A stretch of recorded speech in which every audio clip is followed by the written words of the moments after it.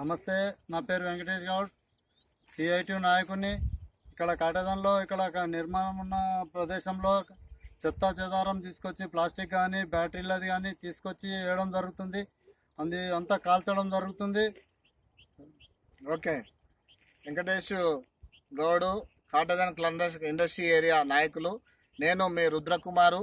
ఈరోజు కాటేదాన్ ఇండస్ట్రీ ఏరియాలో సర్వే చేసిన సందర్భంలో ఇక్కడ ఉన్న ప్లాస్టిక్ కచరా మొత్తం ఇక్కడ చూడండి మీరు ఏ విధంగా అయితే బ్యాటరీకి సంబంధించిన ఇండస్ట్రీ, అదేవిధంగా ప్లాస్టిక్ ఇండస్ట్రీ, చుట్టుపక్కల ఈ ఇండస్ట్రీలలో ఉన్న కచరా అంతా తీసుకొచ్చి ఈ ఇండస్ట్రీ వెనకాలనే వేస్తూ ఉన్నారు. ఇక్కడ వ్యర్థ పదార్థాలు వేస్తూ ఉన్నారు.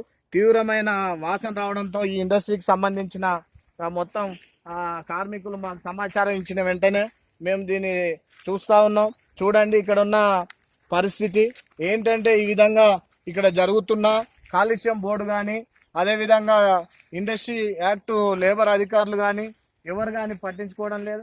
ప్రధానంగా ఇక్కడ చూసినట్టయితే బ్యాటరీకి సంబంధించిన కచరా ఎక్కువ ఉన్నది. అదేవిధంగా ప్లాస్టిక్ కుట్టికి సంబంధించిన కచరాలంతా తెచ్చి అతి దారుణంగా ఇక్కడ అంటిపెడతా ఉన్నారు. ఇక్కడ ఏ అధికారి పట్టించుకోవడం లేదు. కాబట్టి వెంటనే ఇండస్ట్రీలు కమిషనర్ కానీ, లేబర్ అధికారి కమిషనర్ కానీ, లేకపోతే కాలుష్యం బోర్డు అధికారులు కానీ స్పందించి ఇలాంటి ఘటనలు ఇక్కడ జరగకుండా ఇక్కడ ఉన్న ప్రజలను వెంటనే ఆదుకోవాలని చెప్పి మేము సిఐటిగా డిమాండ్ చేస్తూ ఉన్నాం. నిరంతరం ఇక్కడ ఉండి సిఐటిగా మేము పోరాటం చేస్తున్నాం. కాబట్టి ఇలాంటి ఘటనలు పునరుద్ధరణ కాకుండా చూడాలని చెప్పి విజ్ఞప్తి.